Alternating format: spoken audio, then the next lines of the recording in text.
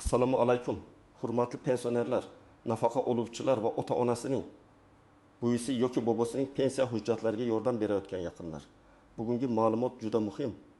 12 avgustdan pensiya va ijtimoiy to'lovlar bo'yicha tartibda jiddiy o'zgarishlar boshlanadi. Bu o'zgarish kimlargadir qulaylik beradi, kimlardir esa beparvolik qilsa to'lovning kechikishi, qayta hisoblashda xato yoki ortiqcha to'langan pulni qaytarish talabi bilan duch kelishi mumkin. Men sizga buni oddiy tilda qo'rqitmasdan, lekin yashirmasdan tushuntirib beraman. Avval qanday edi, endi nima o'zgaradi? Kim tayyor turishi kerak? Kimlar xavotir olmasa bo'ladi?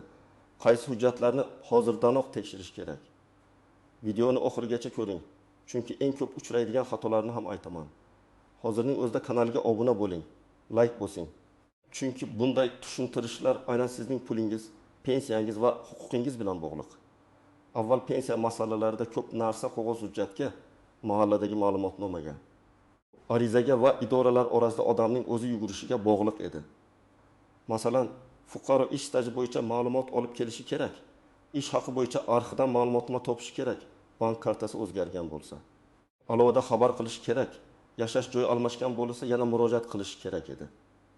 Natijada ko'p pensionerlar men bilmagan ekanman, menga hech kim aytmadi, bir oy pensiyam kechikdi degan muammolarga duch kelardi. Endi asosiy yo'nalish shuki, pensiya va nafaqa bilan bog'liq ma'lumotlar ko'proq elektron tizim orqali tekshiriladi. Davlat organlari o'zaro ma'lumot almashadi. To'lovlar bo'yicha nazorat kuchayadi va ayrim holatlarda fuqaroning o'zi olib keladigan ma'lumotnomalar kamayadi. Bu yaxshi tomoni. Lekin ikkinchi tomoni ham bor. Tizimdagi ma'lumot noto'g'ri bo'lsa, pasport ma'lumotlari mos kelmasa, bank karta faol bo'lmasa, ish staji elektron bazada ko'rinmasa, siz haqingizda noto'g'ri xulosa chiqishi mumkin. Men eng muhim fikrni darhol aytaman. 2 avgustdan keyin men avvalgidek yuraveraman. O'zi to'lanaveradi deb befarq bo'lish xavfli. Ayniqsa yangi pensiyaga chiqayotganlar, ishlayotgan pensionerlar, boquvchisini yo'qotganlik pensiyasi oluvchilar, nogironlik pensiyasi yoki nafaqasi oluvchilar, chet elga chiqib kelib yurganlar, bank kartasini almashtirganlar va yashash joyini o'zgartirganlar albatta o'z ma'lumotlarini tekshirtirib qo'yish kerak. Avval ko'p pensionerlar pensiya tayinlangandan keyin yillar davomida hujjatiga qaramasdi. Pensiya kelayotgan bo'lsa bo'ldi deb o'ylashardi. Lekin aslida pensiya miqdori bir necha omilga bog'liq. Umumiy ish staji, ish haqi ma'lumotlari, imtiyozli davrlar, harbiy xizmat, bolani parvarish qilish davri, mehnat daftarchasidagi yozuvlar, arxiv ma'lumotlari va pensiya turi. Shu omillardan bittasi noto'g'ri bo'lsa ham, miqdor kam chiqishi yoki keyinchalik ortiqcha to'lov deb hisoblanishi mumkin. Endi esa tizim ma'lumotlarini ko'proq solishtiradi. Masalan, fuqaro pensiya oladi, lekin bir vaqtning o'zida rasmiy ishlayotgan bo'lsa, bu ma'lumot soliq tizimidan ko'rinishi mumkin. Fuqaro nogironlik bo'yicha to'lov oladi, lekin tibbiy ijtimoiy ekspertiza muddati tugagan bo'lsa, tizim buni ko'rishi mumkin. Boquvchisini yo'qotganlik pensiyasini olayotgan talaba o'qishni tugatgan bo'lsa, oliy ta'lim ma'lumotlari orqali tekshiruv bo'lishi mumkin. Bola uchun nafaqa olayotgan oila tarkibi o'zgargan bo'lsa, FSHDYO, migratsiya yoki boshqa bazalardan ma'lumot kelishi mumkin. Bu nimani anglatadi? Endi har bir pensioner va nafaqa oluvchi o'z hujjatidagi ma'lumotlar to'g'ri ekaniga ko'proq e'tibor berish kerak. Chunki tizim avtomatik bo'lsa, qulaylik ham avtomatik bo'ladi. Xato ham avtomatik chiqib qolishi mumkin. Birinchi guruh yangi pensiya chiqayotganlar. Agar siz erkak kishi sifatida pensiya yoshiga yaqinlashayotgan bo'lsangiz yoki ayol kishi sifatida pensiya hujjatlarini tayyorlayotgan bo'lsangiz, eng avvalo mehnat stajingizni tekshiring. Masalan, siz 30 yil ishlaganman deb o'ylaysiz. Lekin elektron bazada 20 yil ko'rinishi mumkin. Nega? Chunki eski korxona yopilgan, mehnat daftarchasidagi murxira, arxiv ma'lumotnomasi kiritilmagan yoki ish beruvchi vaqtida badal to'lamagan bo'lishi mumkin. Oddiy misol. Opa 1992 yildan 2000 yilgacha tikuvchilik fabrikasida ishlagan. Mehnat daftarchasida yozuv bor, lekin korxona allaqachon tugatilgan. Agar arxidan ma'lumot topilmasa, 8 yil staj bahsli bo'lib qoladi. Bu 2 yil pensiya miqdoriga sezilarli ta'sir qiladi. Agar o'rtacha pensiya hisobida har bir qo'shimcha staj yili shartli ravishda ma'lum ustama yoki koeffitsiyentga ta'sir qilsa, yakunda oyiga 100 ming, 200 ming yoki undan ham ko'proq farq paydo bo'lishi mumkin. Bir oyda ozdek tuyuladi, lekin bir yilda 1 million 200 ming, 2 million 400 ming so'm degani. Shuning uchun men doim aytaman. Pensiya yosh kelishini kutmang. Hujjatlarni oldindan tekshiring. Ikkinchi guruh ishlayotgan pensionerlar. Ko'pchilik pensiyaga chiqqandan keyin ham ishlaydi.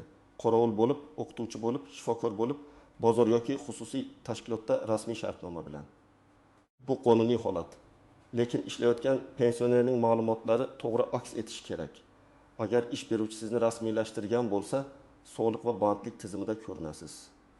Agar pensiya turiga yoki qo'shimcha to'lovga ta'sir qiladigan shart bo'lsa, noto'g'ri ma'lumot keyinchalik muammo tug'dirishi mumkin. Masalan, bir aka yoshga doir pensiya oladi va rasmiy korxonada qorovul bo'lib ishlaydi. Bunda muammo bo'lmasligi mumkin. Lekin boshqa bir fuqaro men ishlamayman deb ma'lum bir ijtimoiy yordamga ariza beradi. Aslida rasmiy daromadi bor. Tizim buni ko'rsa, yordam rad etilishi yoki oldin to'langan pul qayta hisoblanishi mumkin. Demak, ish borligini yashirish foyda bermaydi. Aksincha keyinchalik qarzdorlik chiqarishi mumkin. Uchinchi guruh nogironlik pensiyasi yoki nafaqasi oluvchilar. Bu yerda eng muhim masala tibbiy xulosa muddati. Ba'zi nogironlik guruhlari muddatsiz belgilanadi. Ba'zilari esa ma'lum muddatga. Agar muddat tugagan bo'lsa va qayta ko'rikdan o'tish kechiksa, to'lov to'xtashi yoki kechikishi mumkin. Avval ba'zan odamlar komissiyaga chaqirishadi deb kutib yurardi. Endi men maslahat beraman. Muddatni o'zingiz nazorat qiling. Hujjatingizda qayta ko'rik sanasi bo'lsa, o'sha sanadan kamida 2 oy oldin oilaviy poliklinikaga, davolovchi shifokorga yoki tegishli tibbiy komissiya tartibini so'rab murojaat qiling. Misol uchun, bir fuqaroning nogironlik xulosasi 20 avgustgacha amal qiladi. U 25 avgustda boraman deb yuribdi. Natijada sentabr pensiyasi kechikishi mumkin. Keyin nega to'lanmadi deb yuradi. Sababi oddiy. Tizim muddati tugagan xulosani ko'rgan. Shuning uchun 12 avgustdan keyingi davrda bunday sanalarni beparvo qoldirmang. 4-guruh o'quvchisini yo'qotganlik pensiyasi oluvchilar. Bu pensiya ko'pincha voyaga yetmagan bolalar, kunduzgi ta'limda o'qiyotgan talabalar yoki mehnatga layoqatsiz oila a'zolariga tegishli bo'ladi. Bu yerda eng ko'p uchraydigan xato. Bola umrindagi yoshga to'ladi, o'qishga kiradi, lekin o'qish joyi haqida ma'lumot vaqtida tasdiqlanmaydi. Yoki talaba akademik ta'til oladi, sirtqi bo'limga o'tadi, o'qishni tashlaydi, lekin pensiya davom etaveradi deb o'ylaydi. Masalan, marhum otaning farzandi 19 yoshda kunduzgi universitetda o'qisa, belgilangan shartlar asosida pensiya davom etishi mumkin. Lekin u sirtqi ta'limga o'tsa yoki o'qishdan chetlashtirilsa, huquq o'zgaradi. Agar bu ma'lumot yashirilsa, keyinchalik ortiqcha to'langan oylar hisoblanadi. Bir oy 700 ming so'm bo'lsa, 6 oyda 4 million 200 ming so'm, bir yilda 8 million 400 ming so'm bo'ladi. Keyin bu pulni qaytarish talabi kelganda odam og'ir ahvolga tushadi. 5-guruh bank kartasi, pasporti yoki yashash manzil o'zgarganlar. Juda oddiy, lekin juda ko'p uchraydigan holat. Pensiya bank kartasiga tushadi. Karta muddati tugaydi. Karta yo'qladi yoki boshqa bankka o'tiladi. Fuqaro esa o'zi biladi deb yuradi. Yo'q, hamma holatda ham tizim avtomatik to'g'ri ulanib ketavermaydi. Shuning uchun bank rekvizitingizni tekshiring. Plastik kartangiz faolmi? SMS xabar ulanganmi? Bank lovasida tushum ko'rinyaptimi? Pasportdagi ism, familiya bankdagi ma'lumot bilan bir xilmi? Bularni nazorat qiling. Endi ko'pchilik e'tibor bermaydigan nozik masalalarni aytaman. Pensiya miqdori har doim ham bir xil sabab bilan o'zgarmaydi. Ba'zan umumiy oshirish bo'ladi, ba'zan qayta hisoblash bo'ladi, ba'zan hujjatdagi xato tuzatiladi, ba'zan esa avval noto'g'ri to'langan summa ushlab qolinadi. Shuning uchun qo'shnimniki oshibdi, menikiga nega oshmadi degan savolga javob har doim individual bo'ladi. Masalan, 2 ayol bir kunda pensiyaga chiqqan bo'lishi mumkin. Birining ish staji 25 yil, ikkinchisiniki 34 yil. Birining ish haqi yuqori bo'lgan, ikkinchisiniki pastroq bo'lgan. Birida bolani parvarish qilish davri to'g'ri kiritilgan. Shuning uchun yakuniy pensiya farq qiladi. Bu adolatsizlik degani emas, balki hisob-kitob asoslari har xil degani. Ikkinchi nozik masala eski mehnat daftarchasi va arxiv hujjatlari. Elektron tizim rivojlanayotgani bilan eski yillardagi ma'lumotlar har doim ham to'liq bo'lmasligi mumkin. Ayniqsa 1930-yillar, 2000-yillar boshida ishlaganlar, kolxoz, sovxoz, kooperativ, kichik korxona, xususiy firma yoki yopilib ketgan tashkilotlarda ishlaganlar ehtiyot bo'lishi kerak. Agar mehnat daftarchangizdagi yozuv o'qilmasa, muhr noaniq bo'lsa, lavozim va sana xato yozilgan bo'lsa, bu bahsli davrga aylanishi mumkin. 3-nozik masala ism familiya o'zgarishi. Ayollar turmushga chiqqanda familiya o'zgargan bo'ladi. Ba'zan diplom bir familiyada. Mehnat daftarchasi boshqa familiyada, pasport uchinchi ko'rinishda bo'ladi. Bunday holatda nikoh guvohnomasi familiya o'zgargani haqidagi hujjat FHD yo ma'lumotlari kerak bo'lishi mumkin. Agar buni oldindan tayyorlab qo'ysangiz, pensiya tayinlashda vaqt yutmaysiz. 4-nozik masala, chet elga chiqish. Agar pensioner uzoq muddat chet elda bo'lsa, to'lovni olish ishonchnoma bank kartasidan foydalanish. Tiriklikni tasdiqlash kabi masalalar yuzaga kelishi mumkin. Har bir holat alohida tartibga ega. Men bunday odamlarga doim maslahat beraman. Ketishdan oldin pensiya jamg'armasi yoki vakolatli organ bilan maslahat qiling. Bank kartangiz xalqaro operatsiyalarga mosmi? Ishonchnoma kerakmi? Telefon raqamingiz ishlaydimi? Bularni tekshiring. Aks holda siz chet elda bo'lasiz. Pensiya masalasi esa O'zbekistonda qotib qoladi. 5-nozik masala ortiqcha to'lov. Odamlar ko'pincha agar davlat to'lagan bo'lsa, demak menikidir deb o'ylaydi. Lekin huquqiy jihatdan bunday emas. Agar to'lov noto'g'ri ma'lumot sabab, yashirilgan holat sabab yoki texnik xato sabab ortiqcha berilgan bo'lsa, uni qaytarish masalasi ko'tarilishi mumkin. Masalan, talaba o'qishni tugatgan, lekin o'quvchisini yo'qotganlik pensiyasi yana 5 oy tushgan. Keyin tizim buni aniqlaydi. Men bilmaganman degan gap har doim ham qarzdorlikdan ozod qilmaydi. Shuning uchun o'z maqomingiz o'zgarsa, darhol xabar bering. 6-nozik masala, birovning kartasiga pensiya tushishi. Ayrim oilalarda keksa ota-onaning kartasi farzandida bo'ladi. Farzand pulni olib beradi, kommunal to'lov qiladi, to'g'ri oladi. Agar hammasi rozilik bilan bo'lsa, oilaviy yordam sifatida tushunish mumkin. Lekin huquqiy tomondan pensiya oluvchining o'zi puldan erkin foydalanishi kerak. Agar nizoli vaziyat chiqsa, masalan farzand pulni bermasa, qarindoshlar tortishsa, pensioner o'z kartasini bloklatishi, bankka murojaat qilishi va to'lovni o'zi nazorat qilishi kerak. Men keksalarga aytaman, PIN kodni hech kimga aytmang, kartani majburan berib qo'ymang. Kerak bo'lsa, ishonchli odam bilan bankka birga boring, lekin nazorat sizda bo'lsin. Endi eng muhim qism, siz hozir nima qilishingiz kerak? Men bosqichma-bosqich tushuntiraman. Birinchi qadam, shaxsiy hujjatlaringizni tekshiring. Pasport yoki ID karta amal qiladimi? Ism, familiya to'g'ri yozilganmi? Tug'ilgan sana barcha hujjatlarda bir xilmi? JSHIR raqamingiz bank va davlat tizimlarida to'g'ri kiritilganmi? Agar pasport yaqinda almashgan bo'lsa, bankka borib ma'lumot yangilanganini tekshiring. Ikkinchi qadam, bank kartangizni tekshiring. Kartaning muddati tugamaganmi? Karta bloklanmaganmi? Bank hisob raqami faolmi? Telefon raqamingiz o'zingiz nomingizdami yoki farzandingiz nomidami? Agar SMS xabar kelmayotgan bo'lsa, bankka murojaat qiling. Pensiya tushganini har oy tekshirib boring. Agar odatda 10 sanada tushsa-yu, bu safar tushmasa, darhol vahima qilmang. Lekin 2-3 ish kuni ichida bank va tegishli idoradan sababini so'rang. 3-qadam, ish stajingizni yig'ing. Mehnat daftarchasi, eski buyruqlardan ko'chirmalar, arxiv ma'lumotnomalari, harbiy xizmat hujjati, diplom, bolalar tug'ilganligi haqidagi guvohnomalar, nikoh guvohnomasi, familiya o'zgarganini tasdiqlovchi hujjatlar, ish haqi ma'lumotnomalari bo'lsa, barchasini bir papkaga joylang. Hujjatning asl nusxasini alohida, nusxalarini alohida saqlang. Telefoningizda rasmini olib qo'ying, lekin asl hujjatni yo'qotmang. 4-qadam, agar pensiyangiz kam hisoblangan deb o'ylasangiz, og'zaki shikoyat bilan cheklanib qolmang. Yozma ariza bering. Arizada pensiya miqdorimni qayta tekshirib berishingizni so'rayman. Ish stajim va ish haqi ma'lumotlarim to'liq hisobga olinmaganini tushuntirib berishingizni so'rayman deb yozish mumkin. Arizani qabul qilgan sana va raqamni oling. Chunki og'zaki gapning izi qolmaydi. Yozma murojaat esa ko'rib chiqilishi shart. 5-qadam, agar siz nogironlik bo'yicha to'lov olsangiz, tibbiy xulosa muddatini tekshiring. Poliklinikadagi oilaviy shifokor bilan gaplashing. Qayta ko'rik uchun qanday tahlillar, qanday yo'llanmalar kerakligini aniqlang. Muddat tugashiga bir hafta qolganda emas, oldindan harakat qiling.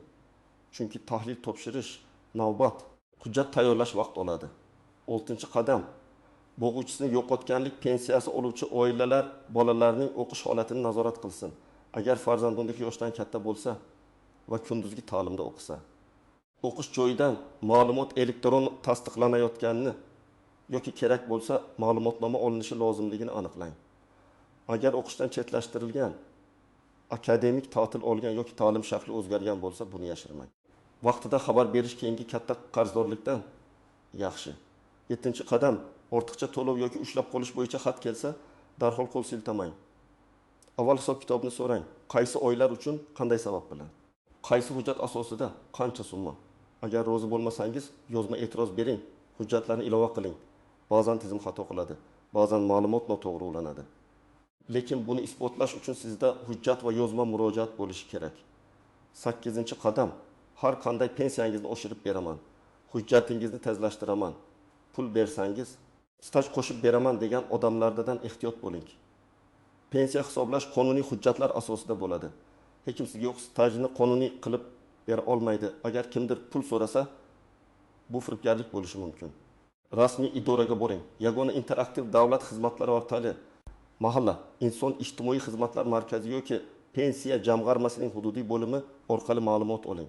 Endi alohida aytaman, hamma ham vahimaga tushish shart emas. Agar sizning pensiyangiz muntazam tushayotgan bo'lsa, bank kartangiz faol bo'lsa, pasport ma'lumotlaringiz to'g'ri bo'lsa, nogironlik muddati muddatsiz bo'lsa yoki hamma tibbiy hujjatlar joyida bo'lsa, yashash manzilingiz o'zgarmagan bo'lsa, ortiqcha to'lov bo'yicha hech qanday xabar kelmagan bo'lsa, sizga faqat tekshiruv va tartib kerak.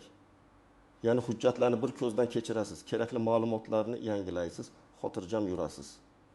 Lekin xavotir olmasa bo'ladi degani, umuman qaramasa ham bo'ladi degani emas. Pensiya bu har oy keladigan pul. Har oy dori, oziq-ovqat, kommunal to'lov, nabiraga yordam, yo'l puli shu mablag'dan chiqadi. Shuning uchun bitta kichkina xato ham oilaviy byudjetga ta'sir qiladi. Men ekspert sifatida maslahat beraman. Yiliga kamida bir marta pensiya hujjatlaringizni, bank rekvizitlaringizni va shaxsiy ma'lumotlaringizni tekshirtirib qo'ying. Yana bir muhim masala. Agar siz huquqingiz bor deb hisoblasangiz, uyalmang, so'rang.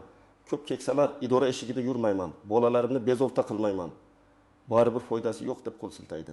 Aslida esa bitta ariza, bitta arxiv ma'lumotnomasi yoki bitta tuzatilgan yozuv pensiyangizni oshirishi mumkin. Masalan, odam 5 yil staji hisobga olinmaganini bilmay yuradi. Keyin tekshirib, hujjat topib, qayta hisoblashga erishadi. Natijada har oy qo'shimcha pul oladi.